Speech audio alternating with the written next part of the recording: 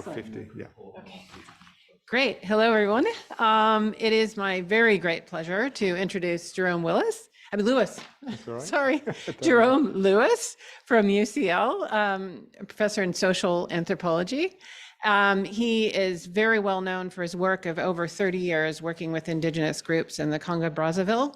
He is the co-director of the the Extreme Citizen Science Research Group, and also co-director of the Center for the Anthropology of Sustainability at UCL. I think I'll hand over the floor now to Jerome to say much better than I can all the amazing work he's been doing over these many decades. Thank you.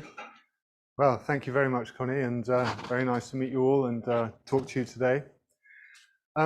As I'm sure you're very aware, we're entering a period where 1.5 degrees Celsius has been passed.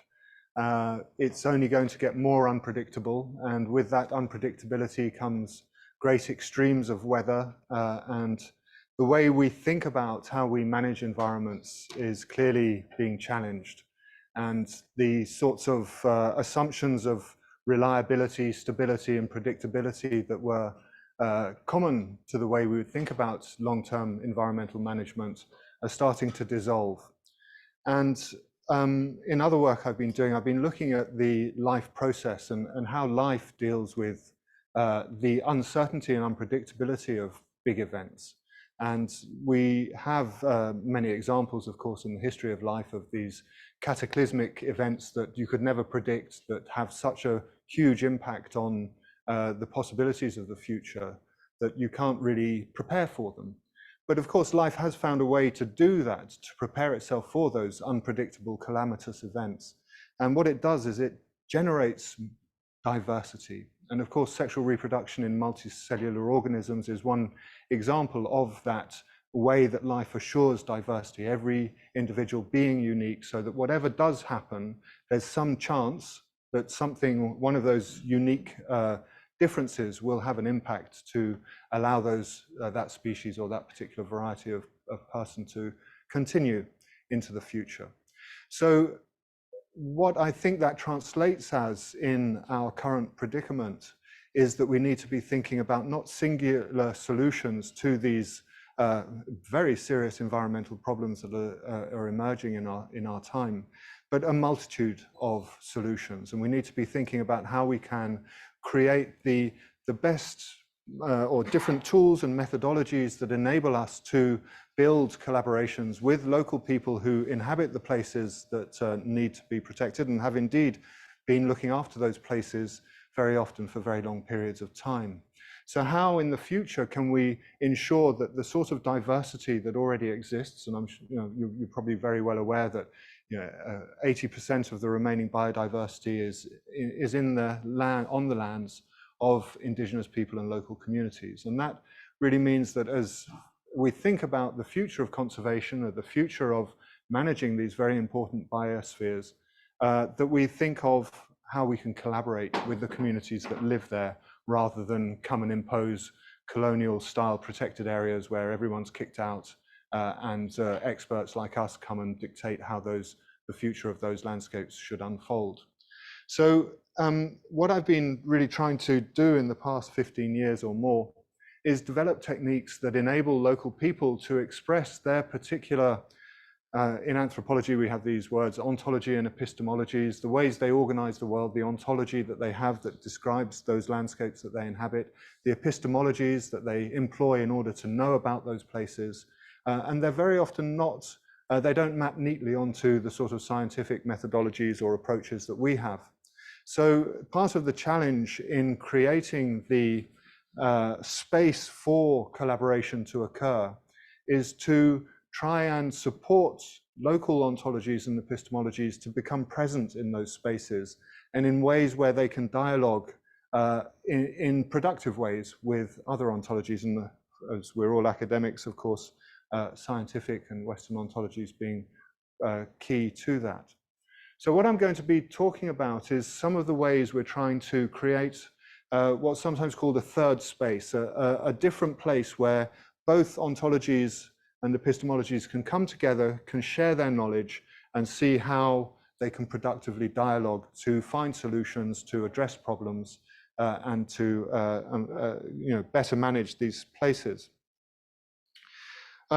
It's been something which we've had lots of failure, of course, and as one of my colleagues says, you fail your way to success, and we've been trying hard to do that. We have also had a few successes, which I'll describe too, but it's important to recognize that much of this work is very difficult and often doesn't produce the results that you intend when you begin. But that doesn't mean we should stop trying. It just means that we need to try perhaps a bit harder. Okay, so smartphones are ubiquitous among many communities now, and to our surprise as well, they also are now more increasingly present in very remote parts of the world. When we started doing our work, there was very little connectivity to the internet. There is now quite widespread connectivity to the internet, and the possibilities offered by smartphones as instruments for monitoring, for documenting, for recording is quite phenomenal. Just to put it in perspective, Albert Einstein, when he developed the general theory of relativity, had less accurate tools for making measurements than we have in the smartphones that we have in our pockets. So this represents, I think, a very big opportunity for collecting very accurate information about places, about processes that we should be exploiting more. And these small gadgets are remarkable for what they offer. So in order to do that, it's not enough to just focus on the technical object, the smartphone. You also need a methodology for how that smartphone is rendered useful, accessible, and usable by local communities like the ones we work with in the Congo Basin. I'm going to just introduce these communities a little bit, because part of the theory of or hypothesis about how we would be effective is to work with some of the most marginal, least westernized communities that I've been working with anyway in the Congo Basin, in order to develop these technical solutions, because we sort of feel that if we can develop solutions that work in these very difficult circumstances, they should be easy to apply in many other easier places. And we've worked across about 13 different countries, so we've tried it in many different places, and I'll describe some of our experiences later on. But it really, it began with these groups of hunter-gatherers that I've been working with since the early 1990s. This is the sort of place that they call home. It's a moving home. They consider us, foreigners and farmers, as the nomads. They consider themselves to be the permanent occupants of these places. And they say, if they look at farming villages, they say, look how the people are all going. And indeed, with education, youth are all fleeing to urban centers seeking employment. And many villages are just left with older people and in them. And so the hunter-gatherers really know very intimately this area of forest, much better than anybody else indeed. And they circulate always in roughly the same areas, and it's their intimate knowledge of the different resources and their availability at different times of year which allow them to live well, and they live very well. There's no word in their vocabulary for famine. And indeed, when I explained to them that there are places in the world where people starve to death, they just looked at me in disbelief and called me a liar. It really wasn't something that they could conceive of. So this is a very successful solution for living in these forests. It's low impact, of course, because they move around a lot, but it also means that their forest usage is pretty invisible. And while I was in the forest, I mapped the local territories of, the local territories of the local people. There was no area of the forest which wasn't occupied by local communities. Every piece of firm land has a designated guardian. Every river, every lake, swamp is the responsibility of somebody or other. But of course, the government, after the civil war in the mid-1990s, was under pressure to generate income to rebuild the capital city that they had rather destroyed in that process. And so what they did is they created these concessions, and the concessions are designed to create rent income for the government by renting it out to foreign multinationals, in this case mostly to cut wood, But there is, of course, the Ndoki National Park, which is the sort of compensation for the exploitation that occurs elsewhere in the forest. So national government has been ignoring the way that the villagers and the hunter-gatherers have been managing these areas for very long periods of time, and imposed this new model on them. There was some mention of some of the farmers' villages that are a bit bigger, and so sometimes the farmers are consulted for their interest, or that they agree with the work that the various concessionaires are trying to do, but the hunter-gatherers were always ignored. And part of the reason for this is that they're very different regimes of value. So the African mahogany tree, which is one of the most important commercial species logged in this area, is valuable to outsiders when it's been cut down, when it's been turned into sawn timber. But for local people, it's valuable because it provides very important medicines. Its bark has a very powerful analgesic, which if you heat up and put your feet on if they're aching, or if you inhale through steam in a steam bath, it will reduce fever, it reduces pain. It's a very widely used and important medicine for the local communities. It also has other antibacterial properties too. But its principal value for local people is that in a period of hunger, when the rains have just started and the animals disperse very widely in the forest and hunting is difficult, it produces large amounts of these very delicious caterpillars. And these caterpillars are considered a local delicacy. They're rather like a sort of more meaty tiger prawn, really very good. And one sack of caterpillars in the local village, not even taken to an urban center, is worth about 500 euros. So they're very valuable commodity. They're collected by the poorest people in the community, by elderly people, women and children. And the processing is quite intense because they crawl away, of course, if you don't skewer them and burn off the hairs immediately. But the result is that it represents a really important source of income for these normally very marginalized people who have very little access to money for the things that they might need, clothing, pots, pans, and so on. But when it's cut down, there's no more production of these caterpillars. Standing, one of these emergent caterpillar trees, so not all sapelli will give caterpillars in the same way. It's the ones that protrude beyond the canopy that attract the butterflies, and they can produce literally thousands, millions of caterpillars. You squelch through them as you walk underneath these trees during the season. And up to 5 sacks per one of these good trees. So that represents $2,500 to the poorest people in the community every year, or pretty much every year.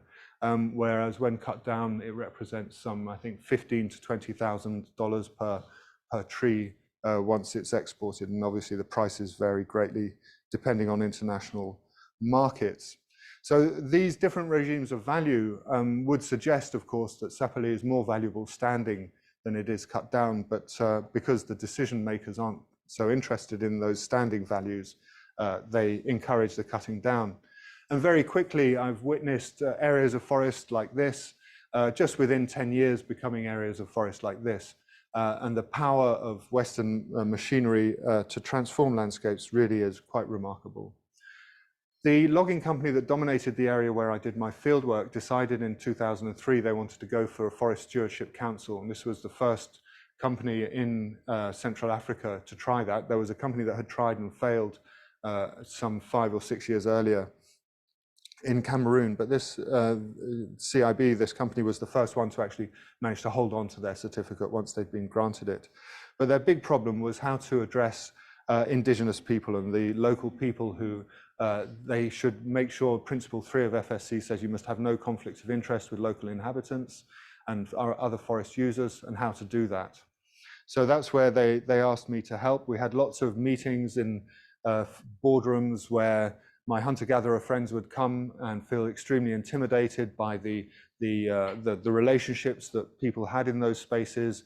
If you've never used toilets or opened doors because you don't have doors, those simple things can become quite intimidating experiences when you don't know how to use those items. And so we'd have these long discussions, which were very exhausting for everybody, and very little was ever concluded from those discussions, because the situation was just too uncomfortable for each party. So I suggested that rather than try and bring people in, I should go out to communities and talk to people on the ground. So I did. Now, these hunter-gatherers have an economy based on sharing. So there's goods are free in their system. If you see something you need that somebody else has, you ask for it and they give it to you because that's the courtesy. If they don't give it to you, it can become quite a problem. It's considered very impolite.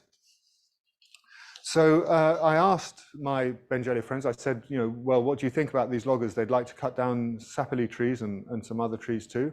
They said, well, look, this is a big forest. There's lots of sapele trees. There's no problem if they want to cut down some of them. But we really don't want them to touch our the trees we collect our caterpillars from. We don't want them to touch our medicinal trees. There are certain places where we have clean water springs coming out of the forest. We don't want the bulldozers to wreck those places. There are various fishing sites and other places that people really appreciate, and those places they wanted protected. So what we did, or what I did, was just take a note of all these things, and then we started, and I encouraged the logging company that if they start to map these items, then they can see whether there will be a conflict of interest in their cutting schedules on their various assiette annuelle de coupe. I can't remember the English translation now, the annual cutting block. And so we started off using the traditional method of waypoints and a GPS, and there's so much human error enters into these processes where you have to transcribe from machines onto Excel sheets and so on. I know today it's not so difficult, but in those days, this is 2003, 2004, it really was. So a company who'd been doing some traceability software suggested that they could help me if I wanted by designing something that the hunter-gatherers could use. So we developed some icons which represented fishing sites. There's certain sacred areas people didn't want touching, certain places for hunting and gathering foods and so on. And each one of those points would lead into a decision tree which would represent the different things people wanted to protect it. So they themselves would go and use these gadgets to map the items they wanted to be considered by the logging company. The only people who had difficulty using it were older people whose eyesight had gone and they couldn't really clearly see the icons. So then that created very nice little collaborations between the youth who loved to use the gadgets and the elders who actually knew where everything was. And so they would share knowledge as they walked through the forest. And what was very nice was that even in forests as heavily used with important resources by the hunter-gatherers as this, it was possible to make maps like this that the loggers used to then exclude trees from the cutting schedule. And trees that were excluded would then be painted at first white, but that doesn't last so well in the forest. They're now painted pink to make sure that the chainsaws don't cut them. And so these very awkward situations in the offices were now avoided, and people would send their maps to do the talking on their behalf. And I went to evaluate, I think in 2014, and there had only been one case where a tree had been cut that people had been wanting to protect. So this has been working remarkably well to protect local people's resources. Other things have come along to undermine it, mostly the pressure from productivity from various new bosses who've taken over the logging company. And so whenever there's a corner that can be cut because the auditors don't pay attention to it, the workers cut the corners. And so instead of whole families being taken out, so women's points of view can be taken into account in the mapping, it's just a man chosen from the community now to make it quicker and simpler and so on. So there are all sorts of ways these systems undermine over time, and they do, unfortunately, but there's very little I can do it because it's fully in the hands of the logging company at the moment. So after this work had finished in 2006, I was sort of wondering what to do with it further, and I met a professor at UCL called Muki Hakley, who specializes in citizen science. And when I told him about this work, he said, oh, that's very interesting. Maybe we could do something further and consider this as part of the citizen science movement, which currently is very much biased to university educated, mostly male participants who often live in developed countries. And so this is a nice way to try and extend that to communities who are normally neglected, and non-literate people in particular. And so we founded the Extreme Citizen Science Research Group, a situated bottom-up practice that takes into account local needs, practices, and culture, works with broad networks of people to design and build new devices and knowledge creation processes to transform the ways in ways that minimize exclusion and discrimination. So that was the sort of objective, and we still hold by that. It's still what we do. So that sort of has implications. So for instance, interfaces aren't suitable. We're all very familiar with these iconic symbols, cross and tick, and what they mean, but for non-literate people who've never been to school, it's pretty meaningless. So in Central African Republic, for instance, the BaYaka communities we worked with, they decided that when they'd understood what a tick meant, they would use the symbol they use in the forest when they want to show you this is the right path. And they add 3 leaves like that on the floor of the path, and that then becomes the yes, you're in the right direction. Whereas if it's a place where there's a junction, in order to stop people from going on one path, they'll put a branch over the path so you know immediately which way to go. And so the cross becomes the branch across the path. And that way you can make things relevant to people from their own experience. We have various ways of developing the icons. This one is an example where the community decided to draw it themselves. And you can see, for instance, eco-guard abuses was something important to them, but so was illegal logging and poachers' camps. They wanted to monitor both those things.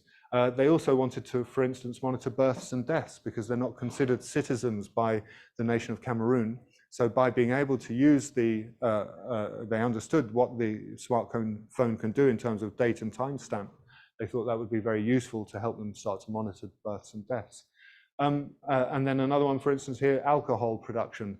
Illegal alcohol is a real problem in this area, and there's a massive increase in alcoholism. And so reporting on the places where the illegal alcohol was being produced was something that they were very keen on doing too. So that's just really to show you some of the ways that we try and indigenize the interfaces so that they're available to all people. But there are other more technical problems, of course, as well. So for instance, when you're in villages or open spaces, the sunshine solar chargers work excellently. But sometimes when you're in very deep forest and you're in the middle of doing some rather large walk, it's not so easy. So we tested, for instance, the Hatsudan Nabe, which is a very nice Japanese invention, a reverse electric blanket. So while you cook a portion of rice in that pot on the fire, it will generate roughly enough electricity to charge a smartphone. And if you're in the forest, that's quite a convenient way of charging. Other problems, of course, related to the lack of connectivity. So we developed an SMS system so that important information could be prioritized and sent via text message.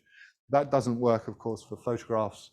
Oh, it didn't work in the past for photographs and video and recordings, which are a very important part of how people document the points they take. And so those would have to be collected manually by our partners in the field. But as I said earlier, that is becoming less of a problem as connectivity is spreading really quite remarkably. So we can have people collecting data deep in the Congo forest and we'll receive it at UCL almost instantaneously. It really is remarkable. So we have a process, we've developed a methodology now through trial and error of how to work with communities most effectively.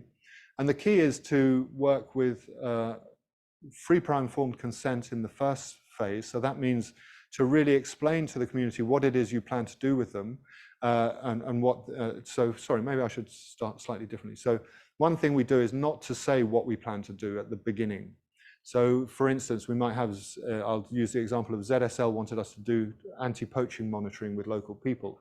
So we go into communities and we talk to them, what are the problems that you have?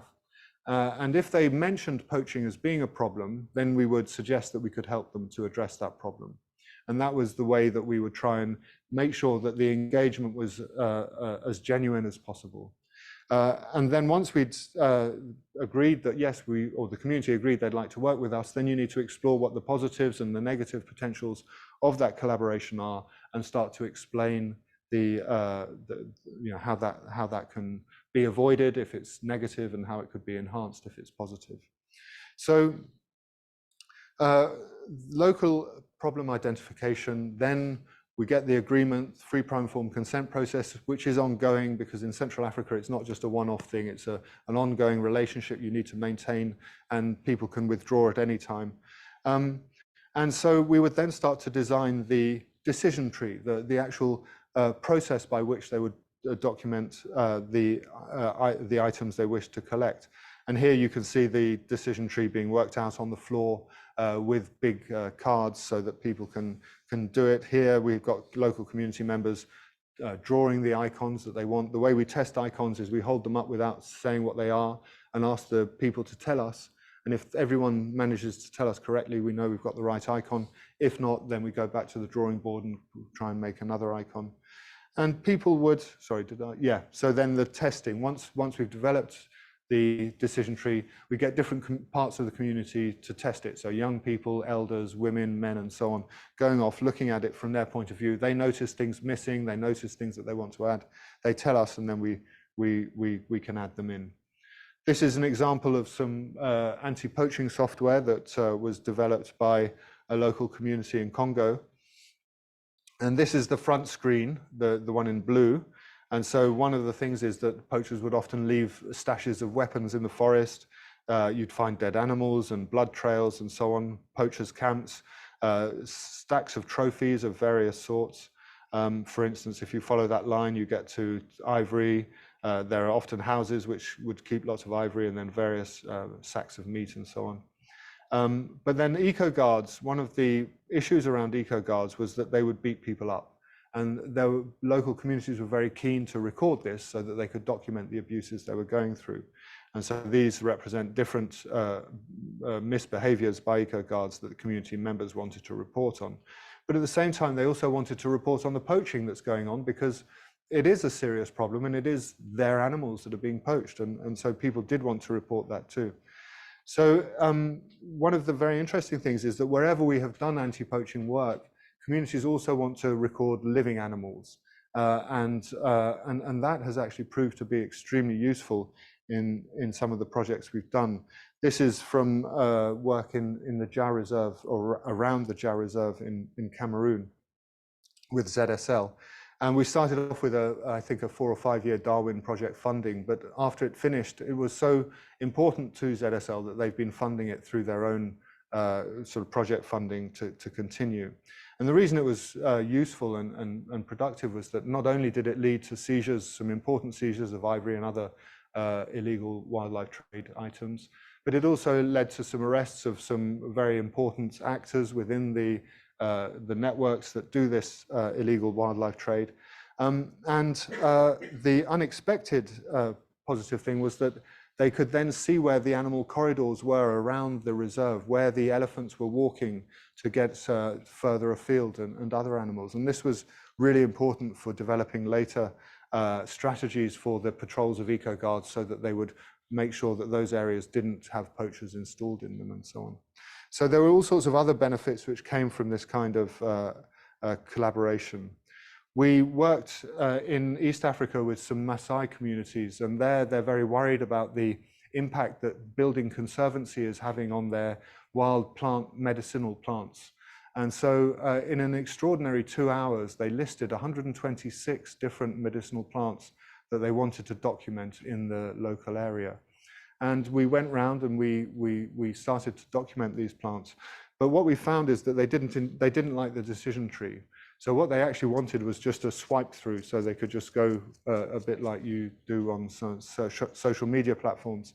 So we developed other ways of doing this. So we developed a deck of cards with the items on, with little RFUI tags. And you can see this person, he's going through the different cards. He's found the right one. And he then takes the telephone, holds the card up against the item. And I don't know if you catch it, but anyway, the machine tells him, yes, we've got the GPS location, we've got the timestamp, the date stamp. So we've been experimenting with different ways of collecting the data too. But fundamentally, to do this requires a lot of consultation and participation from the community, telling people of risks and advantages, how to build free prior informed consent agreements. But then what we found is that that's not enough. You need a community protocol, a set of rules for the following through of the project. And this is where the community tell you, for instance, well, those mappers, they do need some remuneration. and this is how much it should be. And that needs to be discussed in public with everybody so that there isn't this sort of suspicion and feeling that some people are being benefited more than others.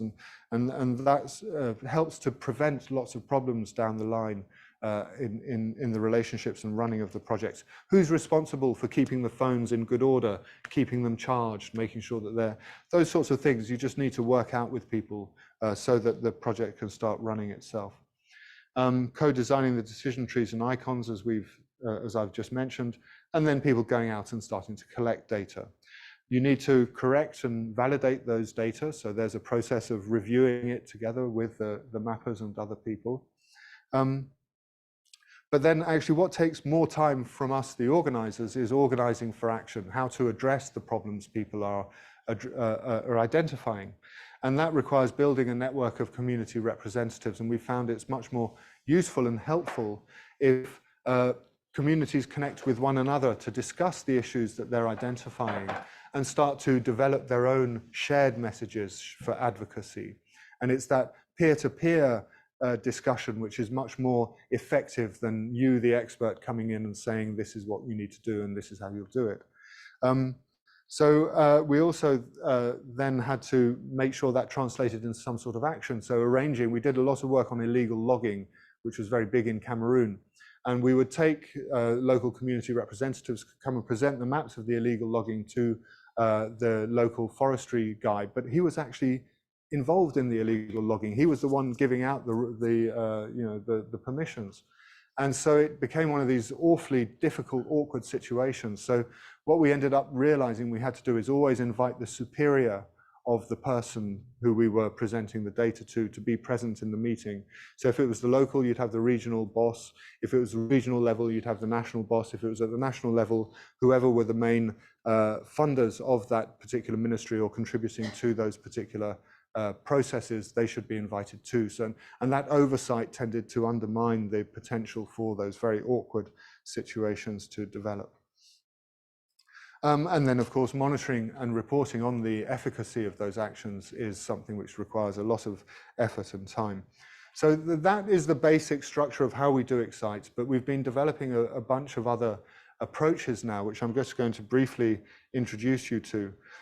So for instance, we've been working, a lot of farmers are finding it very difficult, particularly rural subsistence farmers, to work out when they need to do certain things. In northern Ghana, if you haven't had the rain, digging yam mounds is just impossible in the clay soil that they have. So lots of activities require very fine coordination with the weather. And when the weather becomes erratic and unpredictable, it creates lots of problems for farmers.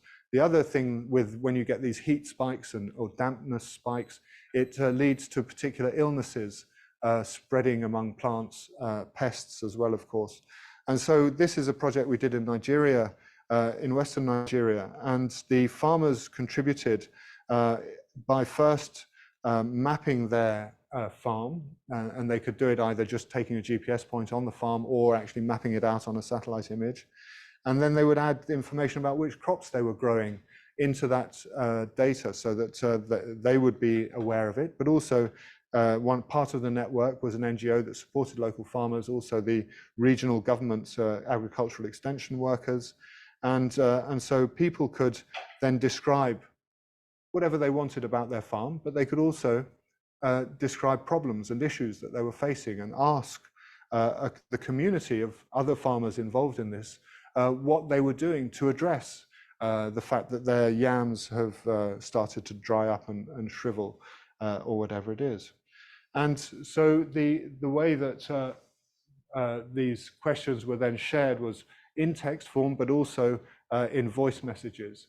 And so using WhatsApp, we could create communities of farmers who could then advise one another on how they had addressed the particular issues that were being noticed on the farm. And there were also the chains of discussion were recorded so that they could be revisited later. And so we had this sort of quite wide network, but a collaborative network in this case, where individual farmers could support one another with solutions they'd found, with warnings about the arrival of particular pests so that people could take preemptive actions as well, which would often be very important in preserving their livelihoods. And we could connect that data to government extension workers so they could keep track of what was happening in that local area. So those are other forms of collaboration we've been working on. But really what I wanted to emphasize is that the way that we work is really very heavily based on collaborations. This is at the sort of academic technical side, working with a whole range of different people and organizations. We're doing work on, say, veterinary, on the emergence of zoonotic illnesses in some places, in CAR and Cameroon. But lots and lots of collaborations, and each time it's possible because there is so much flexibility within the software. And I just wanted to briefly mention some of the projects that we have done. This one with the Ashaninka, they have lots of drug dealers. They live on the Peruvian border, and the drug cartels come in and build these little drone landing strips so that they can land the drones with the drugs on, they can recharge them or refuel them and then send them off on the next stage. And this is really annoying, plus poachers and others use those same access points to take things from their territory. So they wanted to map it, and they thought that if they can map it, they can provide those maps to the local police, and then the police will come and take action. But actually, they would provide the maps and the police would do nothing, and the problem continued. So they said, well, that's not going to work for us. So they've developed another solution, which is more risky, but more effective, which is where they send the youth to arrive first with their bows and arrows, and they say, look, you're on our territory. They film them, they show them a map of their territory. They say, here you are, this is our territory, you're not allowed to be here. Today we've come peacefully to warn you. Tomorrow we're going to come with our poison arrows. And if you're still here, there's going to be a problem. And it's worked very effectively to remove all the people who've tried to.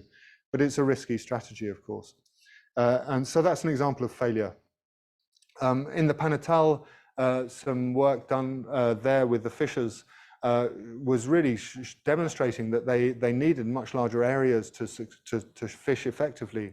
And the government was denying them access to those places. So once this had all been mapped and shown that they understood the way those systems work, those waterways worked, they were granted a 5,000 kilometer reserve for their fishing, and it has become very important for their livelihoods.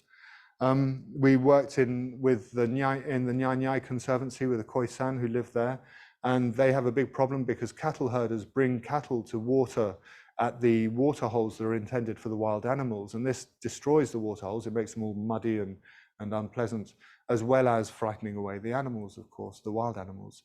So what they wanted to do, because this has an impact on their livelihoods, their quota for hunting is based on how many animals are using the conservancy.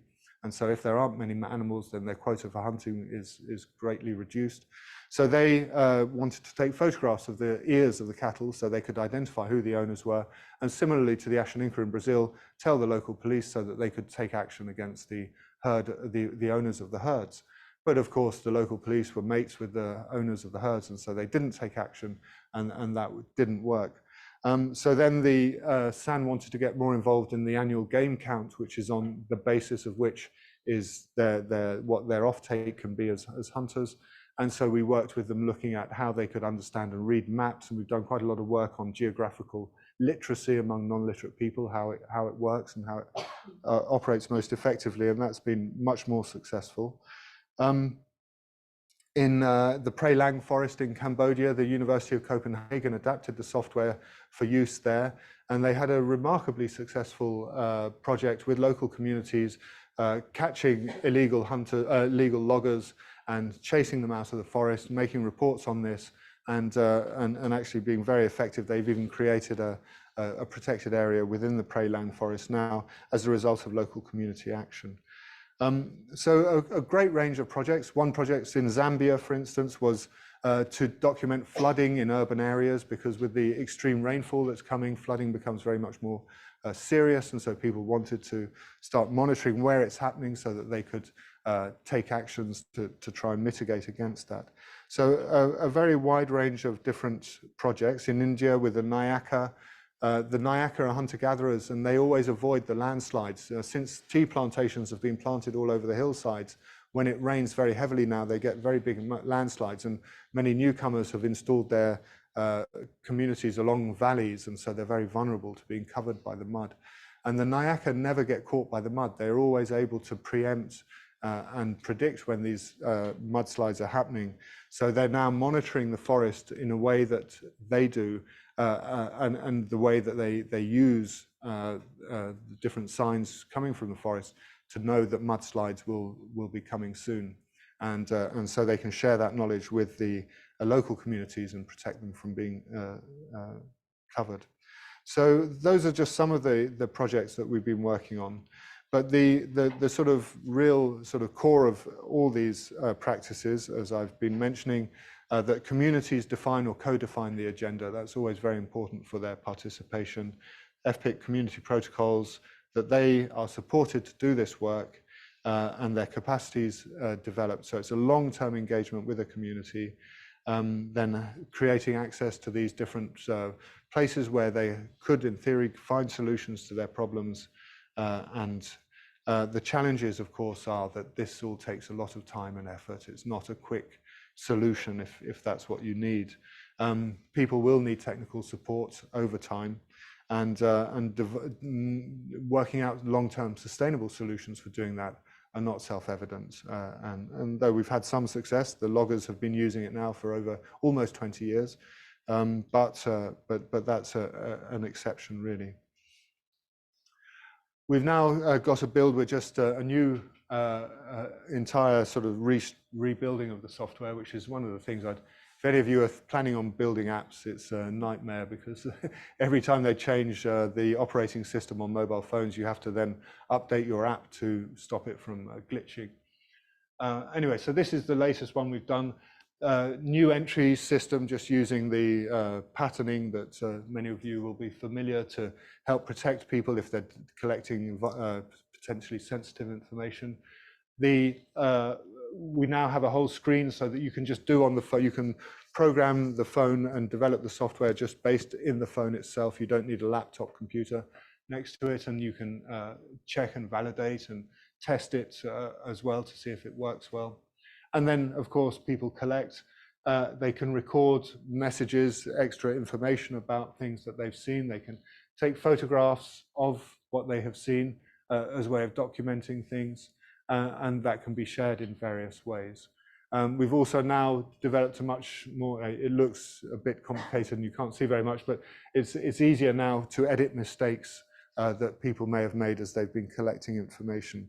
And we can also have background location tracking, so you can actually see if someone has been to those places or the places that they had planned to go rather than somewhere else. So these are that's the latest iteration. We're just testing at the moment. But one of the interesting comments we got from some of our users was that our maps lie. That maps where, for instance, you've mapped a river, in the dry season, that river might not be there. And in the wet season, it's suddenly huge and large. And so your maps aren't, our maps, which are just fixed, are lying effectively. They're not showing the real change. We did some work on, and this is very pertinent for things like famine relief, where you might think that this area is actually doing okay. Well, it's not doing okay, but it's not in a crisis. But actually, it's very quickly becoming a crisis. And so how can you create quick reactive maps that will show changes in situations that can have very big implications for those people living there in terms of preparing a response or food or whatever is needed in that particular context. Another thing which is related to the problems of knowing about the quality of the things you're mapping. So this is work in the Omo River Valley, and there it's very important, the big pastoralist communities, people are always taking their cows, they need to find good grazing, they need to find good water. But if you've got 100 head of cow and you walk them to a cattle and you walk them to a grazing area and the grazing is rubbish, it's just trampled down, you've got a big problem on your hands. Or if the water source is no longer functioning, your cows are thirsty and you've got to get them back home or get them to another water source. And this is often the source of great suffering for the cows and for the people that depend upon them. So we developed this system where we increase confidence levels by the numbers of people that report on those places. And so you can see that, you know, this is definitely not good, that may be better, and so on. And you can report different land use. So even though this is a grazing area, this is actually a water pond where you could go and take your cattle to catch water, to get water as well. So you can start to map much more complexity through this. And in contrast to satellite mapping, where you don't have that kind of information, we've been able to map, for instance, this is the Omo River here. This was mapped by about 5 or 6 people in a number of weeks. It's very quick, it's very efficient, and the detail is really quite astonishing. So in that map, I mean, we've had to disguise the key because we don't have permission from the users to share that. But basically, you can find out whether water sources are present, if they're available. If it's a hand pump, is the hand pump actually working, which makes a big difference for people. What the quality of the grass is, and the grazing, and so on, and indeed many other things.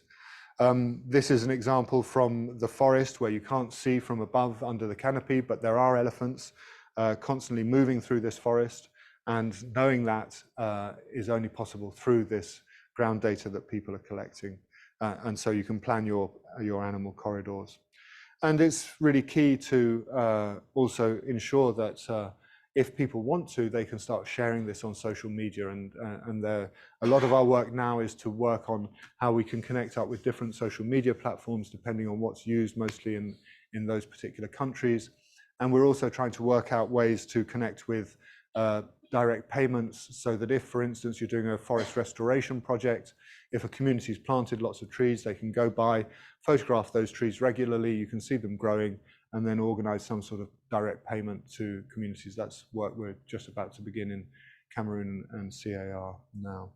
So lots and lots of collaborations at lots of different levels, and quite a lot of grant applications in the process. Anyway, thank you very much.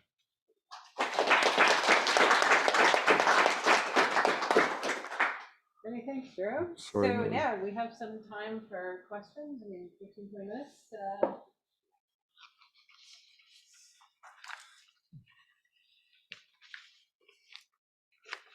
Oh, that's great. Sure. I'm sorry, you probably dealt with this earlier. Apologies for making this. Let's speak into that just so the online audience can hear you. Thank you. Hello? Is that on? Yeah, I think it's on. Okay. Apologies for lateness, but I just was looking at what you were proposing from the portion that I saw onwards, the mapping systems and so on.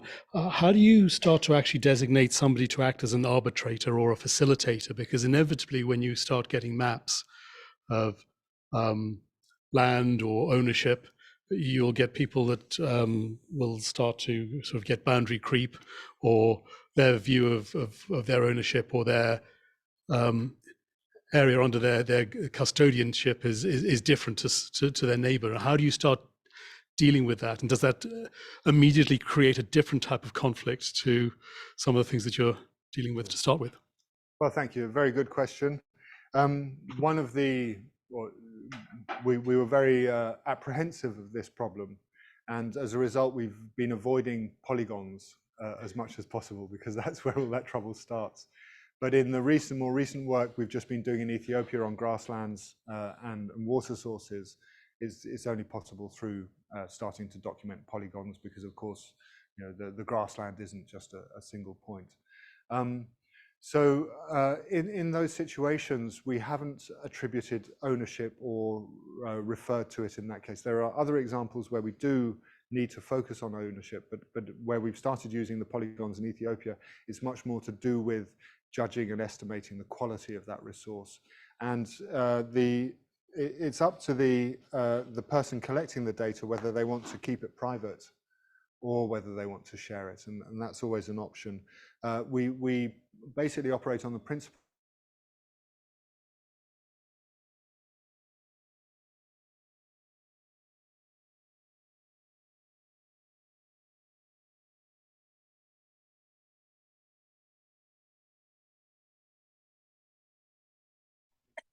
who they can be shared with. So for instance, there was one community where the women had sacred trees, but they wanted those sacred trees to be kept secret from the men and women. But they wanted the logging company to avoid damaging those sacred trees. So how can we